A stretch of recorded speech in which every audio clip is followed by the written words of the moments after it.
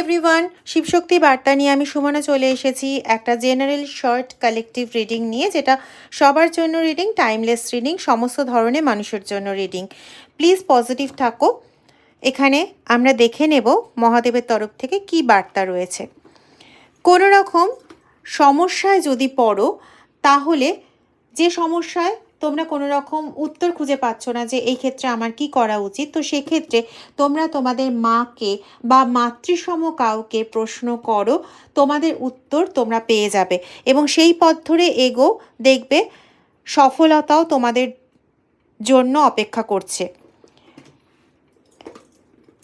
Take charge, এক্ষেত্রে দুরকম বক্তব্য আছে। একটা হচ্ছে তোমরা এমন ধরনের মানুষ কিছুজন আছো যারা অন্যের জন্য করে যাও, কিন্তু সেক্ষেত্রে তোমরা কোনো কিছু বাধা ধরা, কোনো নিয়মাবলী বা কোনো কিছুই তোমরা রাখোনি, কোনো পারিশ্রমিক রাখোনি, কোনো কিছু রাখোনি।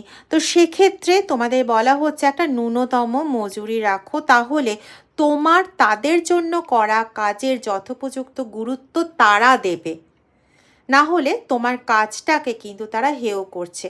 দেখো, তোমাকে হেয় করা একরকম, কিন্তু তোমার কাজকে হেয় করা কিন্তু আরেক রকম।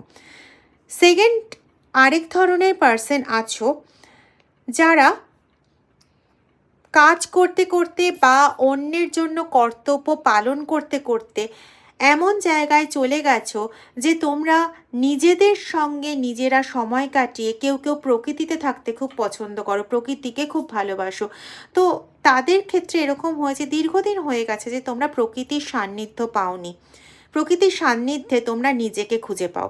তো তোমাদের ক্ষেত্রে এই বার্তা ঈশ্বরের তরফ থেকে, যে সেই ঈশ্বর তোমাদের কাছে যেই হোক না কেন, যে রূপেই হোক না কেন, যে তোমরা তোমাদের সেই পছন্দের জায়গা বা পছন্দের সেই পরিবেশকে নিজের করে কিছুক্ষণের জন্য অন্তত নাও। সেটা যদি তোমার নিজের সঙ্গে নিজের সময় কাটানো হয়, তোমার যদি গান পছন্দের হয়ে থাকে বা প্রকৃতি পছন্দের হয়ে থাকে, তাহলে সেখানে অন্তত পক্ষে 15 থেকে 20 মিনিট করে সময় কাটাও নিজের ভালো লাগার জিনিসের সঙ্গে, নিজের ভালো লাগার মুহূর্তের সঙ্গে, বা নিজের ভালো লাগার যে জায়গাগুলো সেগুলোর সঙ্গে সময়টা কাটাও। সেটাতে তুমি নিজেকে হিল করবে, নিজে কমপ্লিটলি চার্জড হবে, যেখানে তুমি পরবর্তীকালের কাজগুলো খুব সুন্দর করে করতে পারবে।